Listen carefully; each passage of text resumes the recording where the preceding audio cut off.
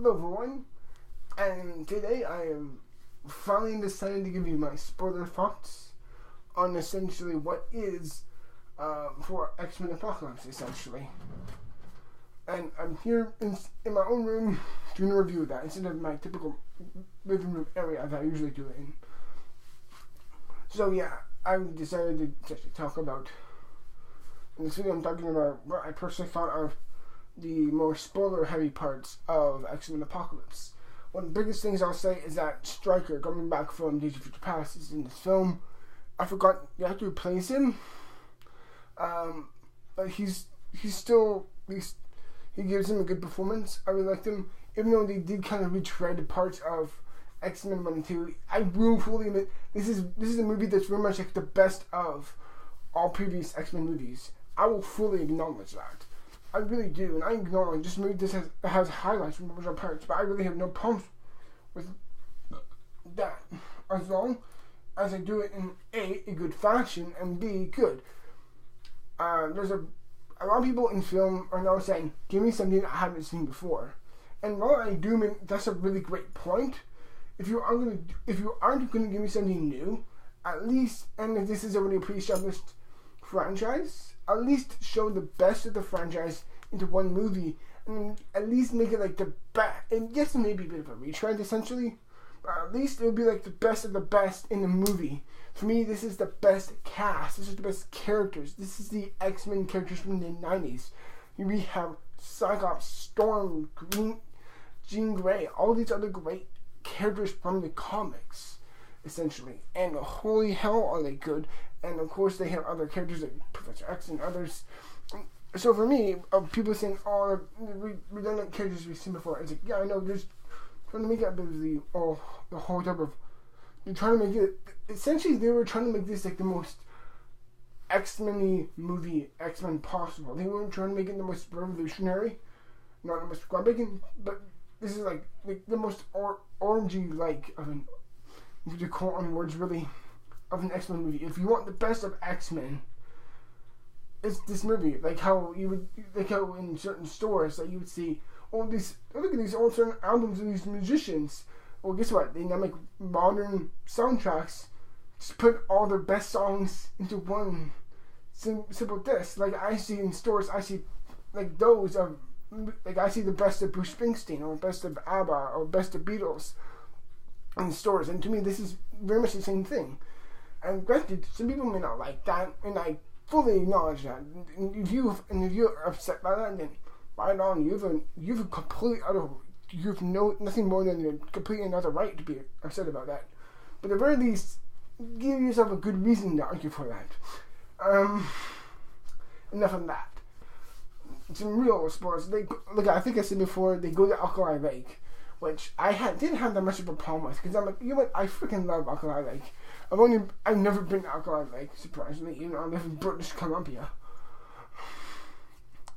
If you didn't know where, in the first two X-Men movies, they go to Alkali Lake, if you didn't know that. And if you don't know where Alkali Lake is, it's here in British Columbia, essentially. I've never been. But essentially, well,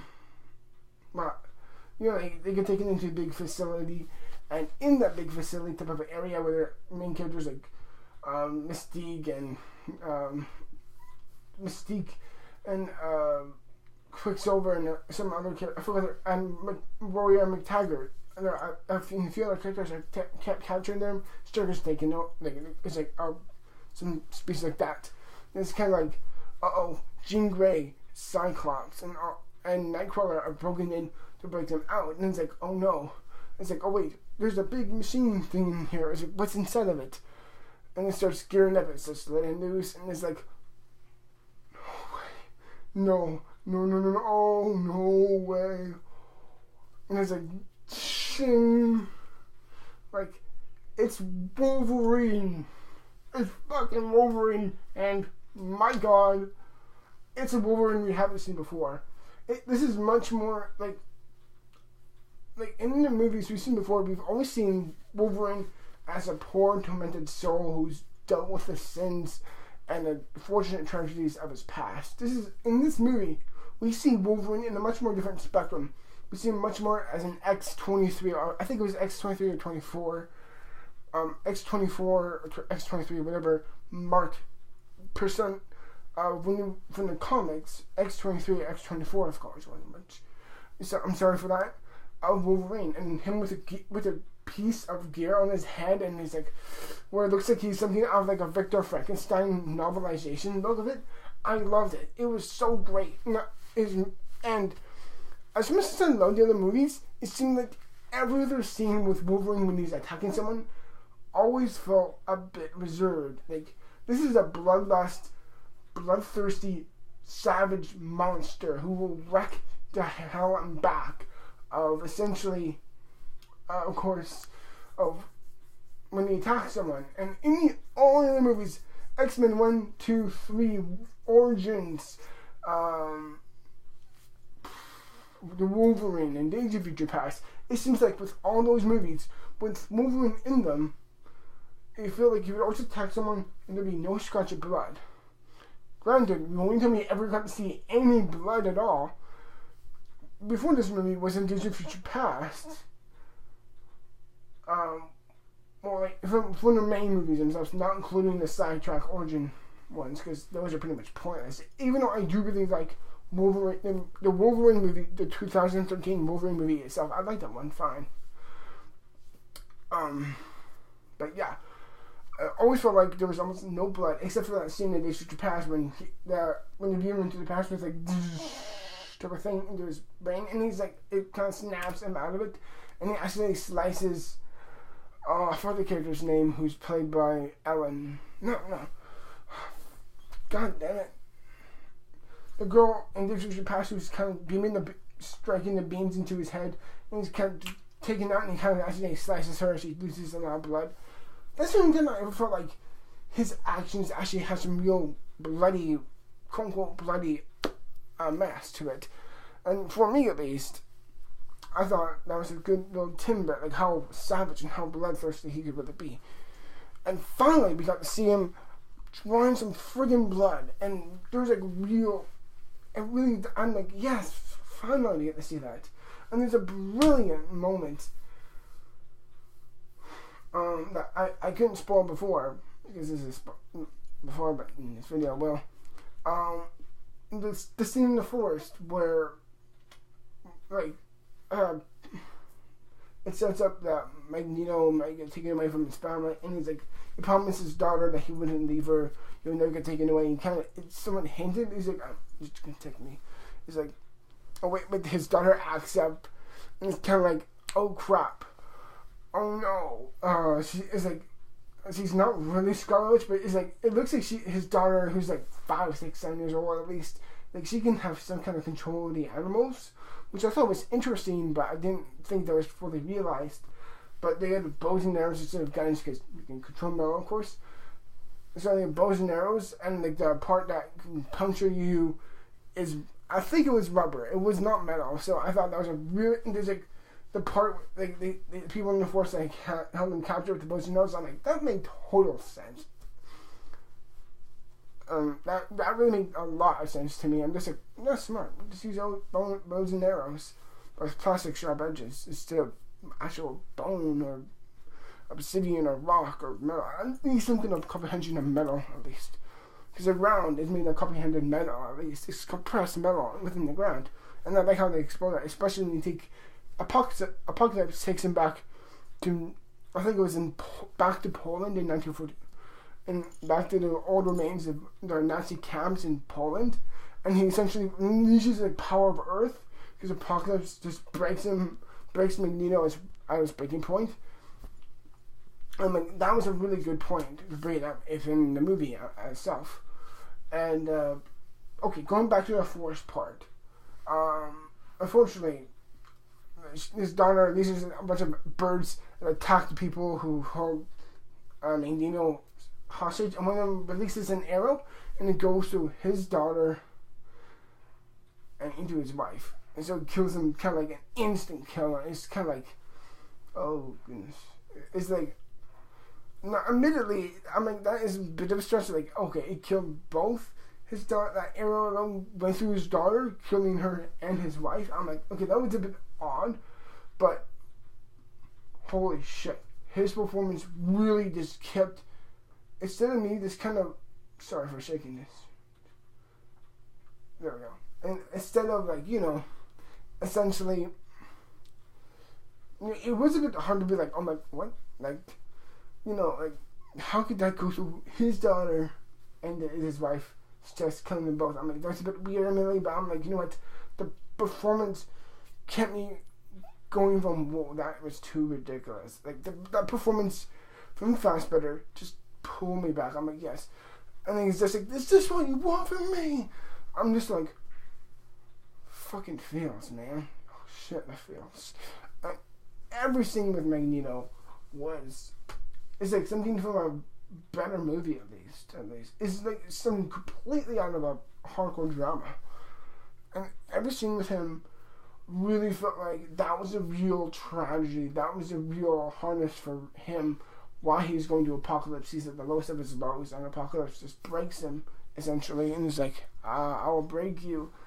Now you can finally be part of my team, essentially. And I thought that was an interesting perspective for it.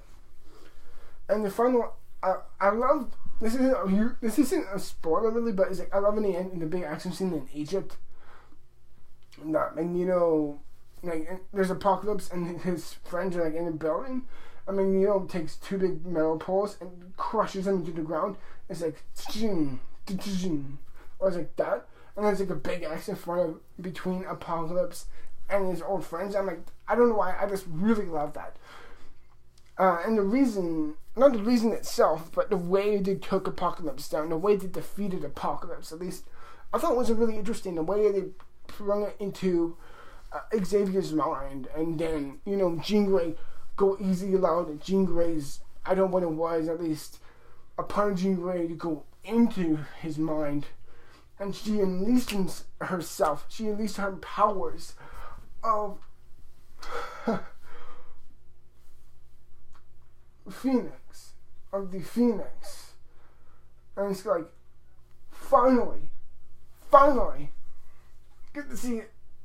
It's not like full on Dark Phoenix, but it's like a part of her fiery essence of, that essentially does kind of transfer into the Phoenix.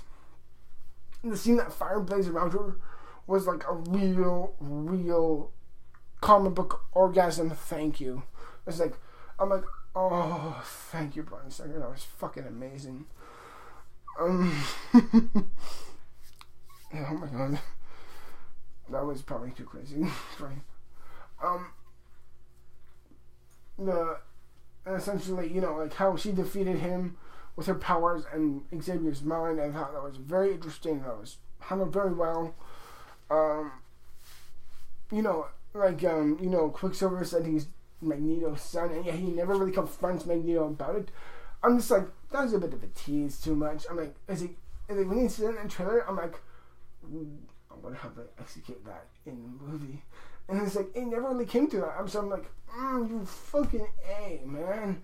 Why didn't you? That could have been a really interesting, powerful moment. And that line in the movie, as obvious as it was, of him saying that to Jennifer Lawrence, Quicksilver saying that to Jennifer Lawrence, to Mystique, essentially, it's like to see that never fully realized. It's like, damn it, come on. Why couldn't you? Better write that out. And this is one of my biggest, my only two big criticisms, only big legit complaints about this movie before in my original review, in my non-spoiler review, is that as good as the beginning is, I'm just like, what is this building up towards? And some of the effects in the ending weren't too great. My only other complaints is that now that I realized it and thought about it a bit more, is I do question the era. Why is this 10 years later? They so clearly do not look 10 years after Days of Future Past. And as much as I love the setting of the 80s itself, it's really interesting with the cover, and I'm glad that they didn't fully indulge that era. I'm glad they really explored that era, at least.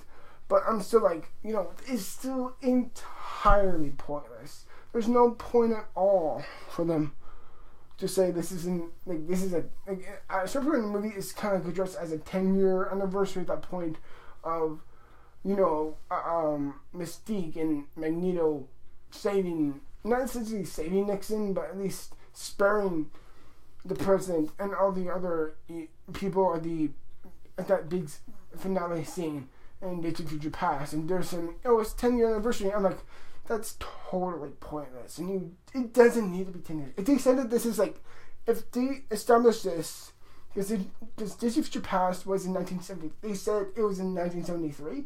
If they said this movie, it was like 1975, 1976, I would have been totally fine with that. And I feel nothing, fucking nothing would have changed. So I do fully admit that the era, decade that they do place this movie in is entirely pointless. And it should have been just a few years later. Because it really is a few years later. And when you look at everyone, immediately, it's like comparing from First Class to Apocalypse. You're fucking telling me that's a 20-year gap, and yet First Class came out in 2011. It's not 2016. It's only been 5 years later. You gotta be kidding me. Like, that's not really a plot hole, but that is just a glaringly huge type of, what the hell? Like, that's terribly dumb. So yeah, that's something I gotta say. But yeah, as a whole, that's just my thoughts. Yeah. Oh yes. I think it was Havoc. It's Scott Summers, who is go ahead. Scott Summers, who is Cyclops in this movie, and his older brother, who is Havoc. Because this is Blood Talk, Havoc's death, I will say, while it was emotional, and while it was like, oh crap, that was a bit of a devastating loss, there was no feeling of like, okay, let's avenge him. Okay, actually, I take that back, because there's that scene when they address that, then like a Strucker comes immediately to come capture them and take him down to LA, because that's right after the point of the whole Xavier's house blowing up. Like, I admit, that was a bit of like a really like that moment essentially did kind of go by a bit fast admittedly. But I will say, at the very least, it was done in a very powerful way, where it, you know, you see Jean Grey kind of confront, you know, like being that support for him, being that shoulder like you could cry on, and they're in the helicopter, and you hear Nightcrawler praying, and he's like, oh, the Father in Heaven speech that Alan Cummings did so fantastically in X-Men 2. And I know it's really difficult to like differentiate this movie with the first three. I know it's impossible. I just can't help it. Some people can't help but do that, and I'll be honest, it's hard to not at least compare to Cody Smith to Alan Cummings of their interpretations of Nightcrawler at the very least. So yeah, that is apparent. And Havoc's death I thought was pretty effective, even though I wish it could have been a bit heavier. That's my only criticism of Havoc. The way he handled it was good, but I wish there was that much more anguish. I really wish where the actor who played Scott Summers, Cyclops, really had that one moment where they you see it in the trailer where he kind of runs into the ruins of the exploded Charles Mansion being exploded, even though almost everyone was saved by Quicksilver except for Havoc, essentially. It's, of course, that's an excellent scene, that seriously is, but it's like, I just wish it could have been that much more powerful. It's good, but I wish it could have been better, at least.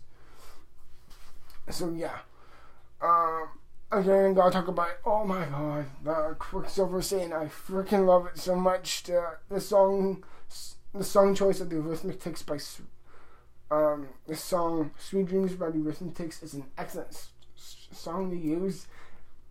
I could talk about that scene all day. That is a phenomenal scene. So yeah, it's been 20 minutes at this point, and yeah, I do feel like I've maybe talked about this a bit too long, and maybe I've ranted about on a bit. But seriously, I could talk about this movie forever at this point, because despite this movie's problems, and I will say, for me as a whole, as of this point, I do have at least 3 big complaints, and that is, as much as I enjoyed the beginning, it's like, what are you building up towards? Some of the effects in the final fight are pretty damn obvious. It's weird because there's some moments that are really great of effects wise, and there's some moments that are really obvious wise. And the whole point of putting this in the 80s is entirely pointless. Oh, we can jump decades out because of big plot holes with the time story. I'm like, no, you're ruining so much continuity by that. But whatever. Those are just my complaints, in my opinion, for what is probably my favorite superhero movie of this year, and my favorite movie of this year. And I will say, I'm probably one of the only few people who probably thinks that.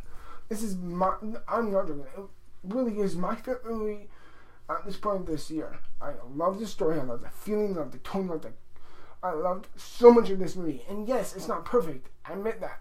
I acknowledge that it's not perfect. But for what I've got as a fan of X-Men itself. Oh, by the way, Sonic Sword, even though this isn't really it, the sword she used was awesome. It was kind of like a lightsaber because it was like set ablaze. That was awesome. But aside from that, yeah, that's just my thoughts, everyone. I really hope you enjoyed my spoiler talk of X-Men Apocalypse, everyone. I really hope you enjoyed. And stick around in the future for more videos as always. Till then, everyone, thank you very much. And I'll see you in the future. Till then, which I will review the new Teenage Mutant Ninja Turtles sequel. Till then, which will be out Friday. Till then, everyone, thank you very much. Friday is tomorrow. So, yeah. Till then, everyone, thank you for watching. I'll see you till then. Good night. Well, have a good day, essentially. Goodbye.